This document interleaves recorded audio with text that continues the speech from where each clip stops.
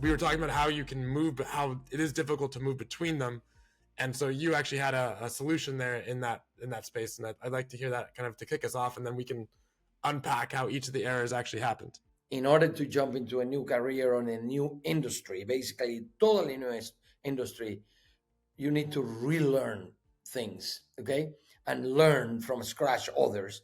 And the most important thing emotionally is that you kind of, for a while, it doesn't have to be forever, but you reject your previous network, okay, the people that were with you before, the people that even support you to grow in that industry. It's important because otherwise you would never be committed to the new one, okay.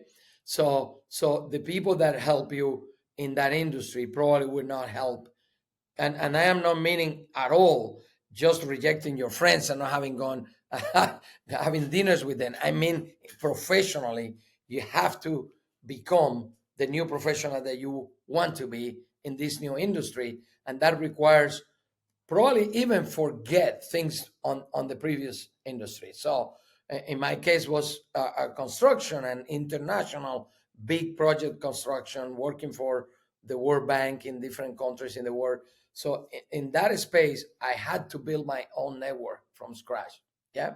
And you always start with somebody, obviously, so you're not alone. So you knew one or two or three people. And then from there, you continue growing that network that will help you not only continue growing and getting the new positions and better and growing in the ladder, but also learning.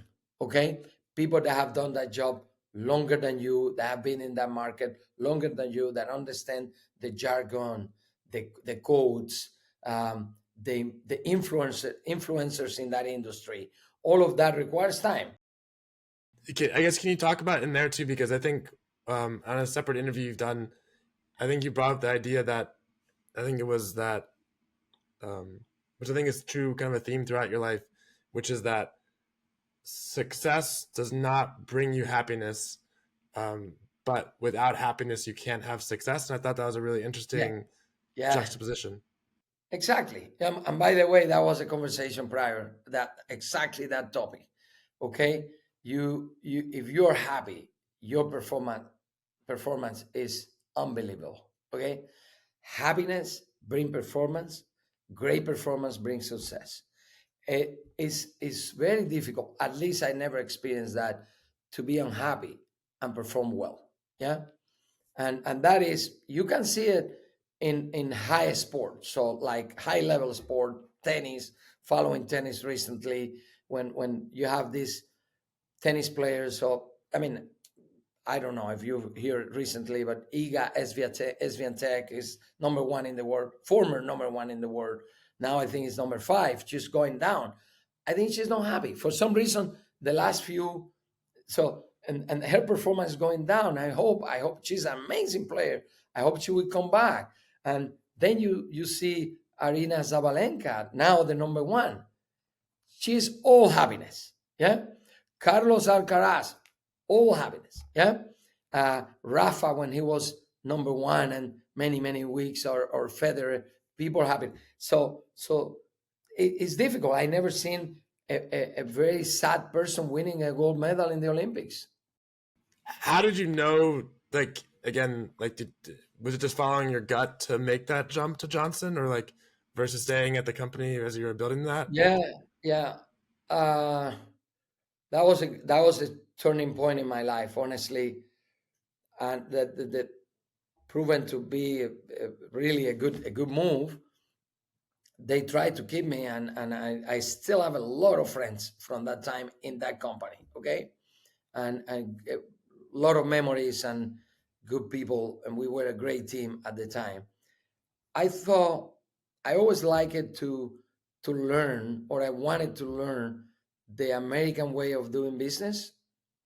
Okay, because it's different in Europe and it's different in every continent, and the corporate America was kind of one of my um, things to learn, and I saw the opportunity. And believe it or not, when I started in JCI, Johnson Controls, I stepped down a little bit. Okay, yes, it was not a jump.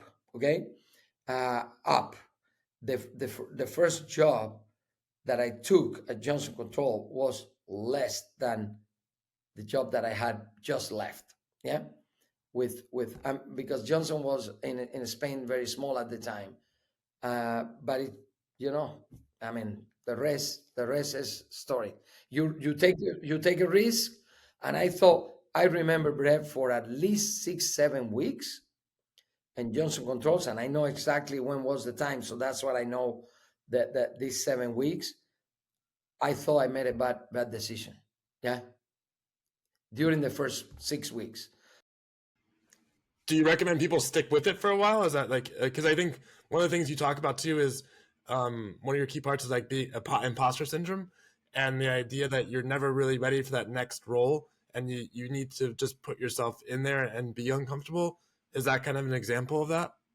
It was a big one, including the English barrier. So it was the first time I was working 100% in English, and I know, my accent, I know my level of English, so nobody have to tell me about it. But at the time was even worse. That so that was one thing that I overcome. I took classes as I was working, so to remember, to refresh, to use the corporate language, all of that. I think I have improved a lot since then, but not that much. The reality is that you never, I mean, if you take a job that you are 100%, 100%, yeah, perfect for the job, that's not the right job.